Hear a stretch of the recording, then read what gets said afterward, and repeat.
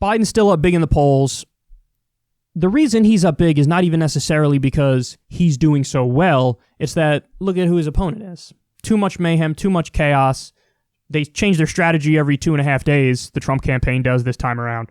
But a lot of people forget how he got to the place he is right now. It wasn't a fluke that he became president. In 2016, he actually ran a good campaign. So, you guys all know the different strategies he's taken in 2020. You know, call Joe Biden a radical Marxist Antifa lover or something. And then he does that half the time. The other half the time, it's Slow Joe, Sleepy Joe. He changes it all the time. There is nothing that's sticking to Biden because they can't stick to a narrative. So it's kind of crazy to watch. And also they're incoherent. Like when they attack Joe Biden for doing the crime bill, which is too tough on crime because you're locking up nonviolent offenders. And then in the next breath, he says, you're not strong enough on law and order. So he's too hard on crime and too soft on crime, according to Trump. This is why this stuff doesn't stick, because you're saying everything at once. So the campaign this year is terrible. What I want to do is show you why he won last time.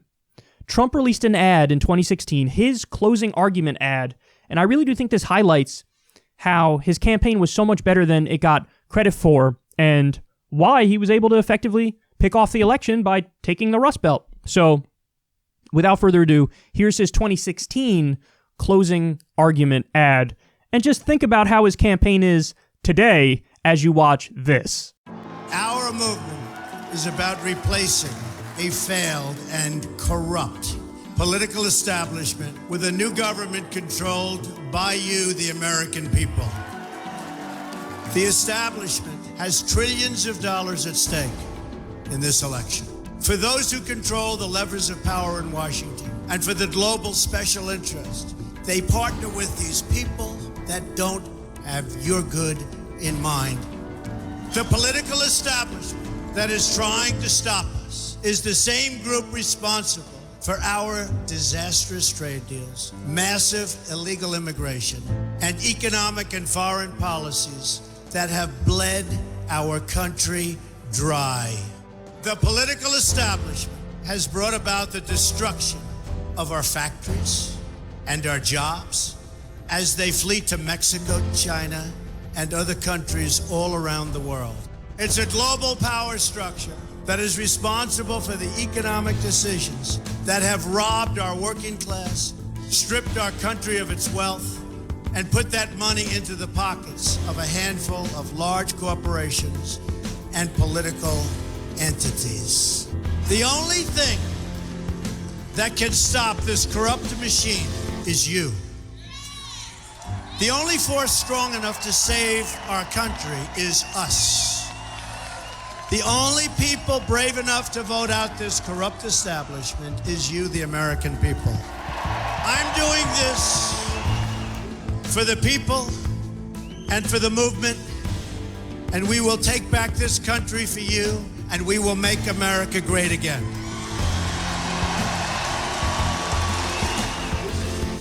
I'm Donald Trump, and I approve this message.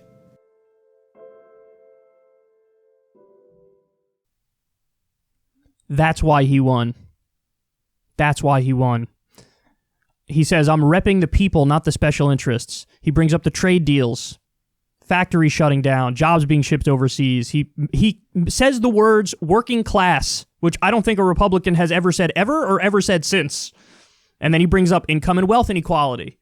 He does his typical Trump thing. He brings up illegal immigration, of course. But most of that ad, the whole point is there's a failed and corrupt political establishment.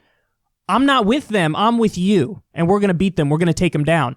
This is why he won. This is populism. Now, ultimately, he ended up being a fake populist because he governed as a standard establishment Republican. Deregulation, tax cuts for the rich, you name it. But this is why he won. This is why he won. You can see how he won when you watch this. Now, again, compare it to what he's doing now. He doesn't know whether he's coming or going. There's none of this anymore. There's none of these kinds of arguments. He used to bring up all the time, I'm not going to cut Social Security. I'm not going to cut Medicare. Other Republicans in the primary, he was like, other Republicans, you guys all want to cut it. I don't want to cut it. I'm not going to cut it. I'm not going to outsource your jobs. These guys are going to outsource your jobs. What are you, crazy? This is a no-brainer. Obviously, you support me.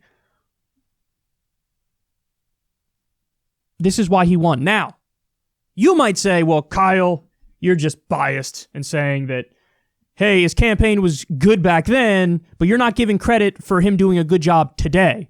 Because the people don't agree with you, Kyle. The people think he's still the same guy. Really? Take a look at this poll. This is from CBS News, and this was in Wisconsin, but this says quite a bit. Who are they most concerned about? Biden, 35% say he's concerned about the wealthy and elite.